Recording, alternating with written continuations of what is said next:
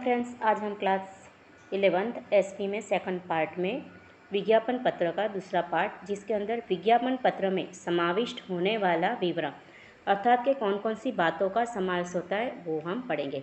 जैसे कि फर्स्ट यहाँ पे क्वेश्चन आता है, विनियोगकर्ता किस दस्तावेज के आधार पर विनियोग का निर्णय लेते हैं। तो किस पे, कौन सा दस्तावेज आएगा, वो विज्ञापन पत्र। स्थापकों के योगदान का उल्लेख किस में किया जाता है, तो वो भी किस में आएगा, विज्ञापन पत्र में। फिर क्वेश्चन आता है यहाँ पे आपके लिए, व्यवसाय का चालक बल क्या होता है। तो व्यवसाय का चालक बल क्या होता है, पूंजी होती है। क्या होती है, पूंजी होती है। अभी हमें यहाँ पे देखना है कि कौन कौन सी बातों का समावेश होता है। विज्ञापन का अर्थ है, वो विज्ञापन पत्र का क्या अर्थ होता है, उसके लक्षण क्या है, वो हमने लास्ट वीडियो में देखा था। अभी देखते हैं कौन सी बातों का समावेश होता है।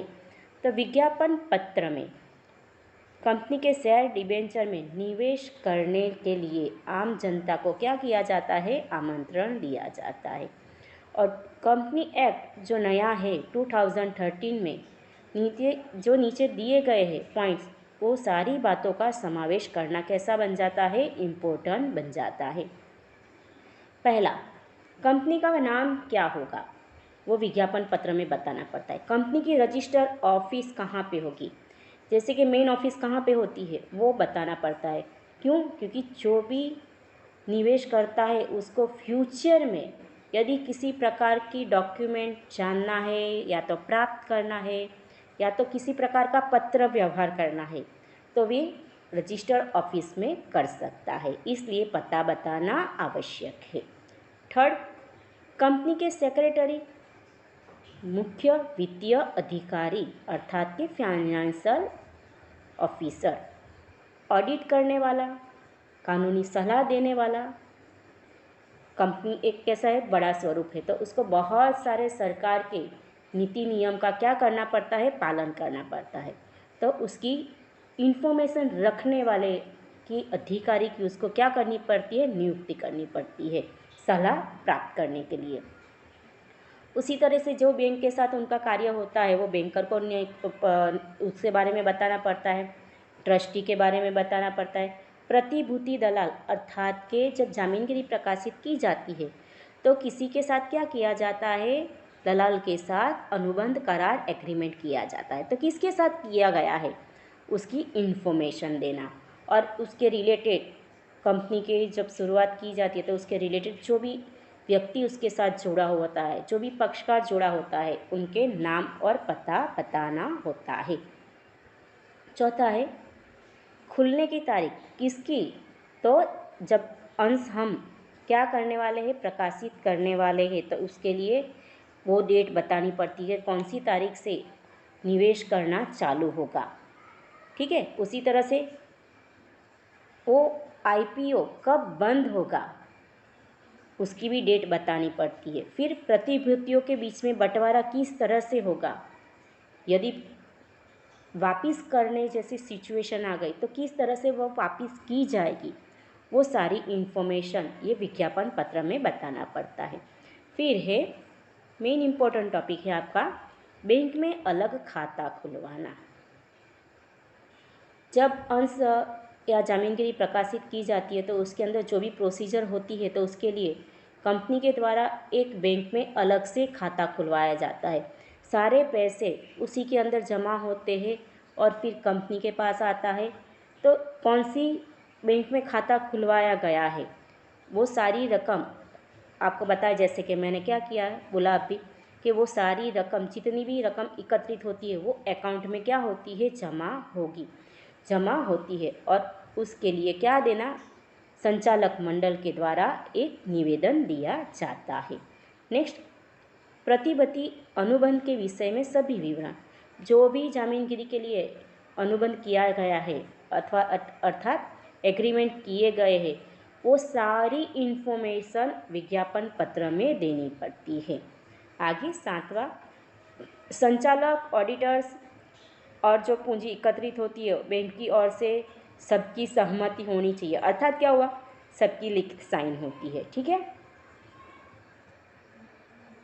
यहाँ पे आपका एक क्वेश्चन बनता है कि विज्ञापन पत्र में किस किस की सहमति होनी आवश्यक है। तो यहाँ पे आपका क्वेश्चन आ गया। संचालक, ऑडिटर्स, भरना के बैंकर्स की ओर से और अन्य संबंधित अधिकारियों की सहमति होनी आवश्यक है। तो यहाँ पे एक क्वेश्चन बन गया। ठीक है, आगे का टॉपिक लेते हैं 8वां। भरना के अधिकृत अधिकारी और उसके विषयक प्रस्ताव की माहिती। जो भी पैसा एकत्रित मतलब स्टार्टिंग से जो प्रोसीजर होने वाली है जामीनगिरी प्रकाशित से, तो उसके लिए किसको नियुक्त किया गया है उसकी सारी माहिती उनको देना। नेक्स्ट, जामीनगिरी की भरना की वितरण की प्रक्रिया किस तरह से की जाएगी, कितने समय में की जाएगी। जैसे कि पूंजी तो एकत्रित कर ली, ठीक है, सबने निवेशकों ने क्या किया, पैसा लगा दिया, अपनी पूंजी लगा दी, लेकिन इसकी वितरण किस तरह से किया जाएगा। अधिक पूंजी आई तो किस तरह से अनुपात से किया जाता है, जैसी जितनी चाहिए उतनी आएंगी तो सबको इक्वली मिल जाएगी, जितना हमने निवेश किया उतना। तो वो सब किस प्रोसीजर कौन से प्रकार से की जाएगी वो उसकी इन्फॉर्मेशन देना, और कितने समय में होगी वो माहिती देना। फिर आगे कंपनी धारा, कंपनी एक्ट के अनुसार कंपनी का पूंजी ढांचा कैसा रहेगा। अंश पूंजी, सामान्य अंश कितने रहेंगे, डिबेंचर कितने रहेंगे, उसी तरह से प्रेफरेंस अंश कैसे रहेंगे, वो पूंजी का स्वरूप ढांचा बताना। वो भी इन्फॉर्मेशन किसके अंदर बतानी पड़ेगी, विज्ञापन पत्र में।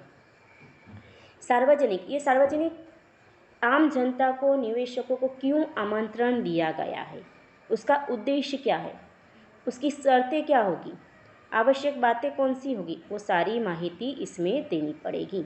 आगे कंपनी का मुख्य उद्देश्य, अभी यदि कंपनी वर्तमान में चालू है, ठीक है, तो उसका कौन सा व्यवसाय है, कहाँ पे चल रहा है, स्थल, कौन सा नया प्रोजेक्ट है जिसका अमल कर रहे हैं, उसकी माहिती। और उसी के नीचे आया देखो आपका, कंपनी कौन से प्रोजेक्ट की शुरुआत करने वाली है, उसके साथ जोड़े हुए जोखिम के तत्व, कितने समय में लगेगा, कौन सा कार्य करने वाली, उसमें कितना विकास हुआ, अभी कौन सा चल रहा है, और वो प्रोजेक्ट पूर्ण करने में कितना समय लगेगा, वो सारी इन्फॉर्मेशन इसमें बतानी होती है। आगे का टॉपिक है प्रोजेक्ट के रिलेटेड ही ये ठीक है।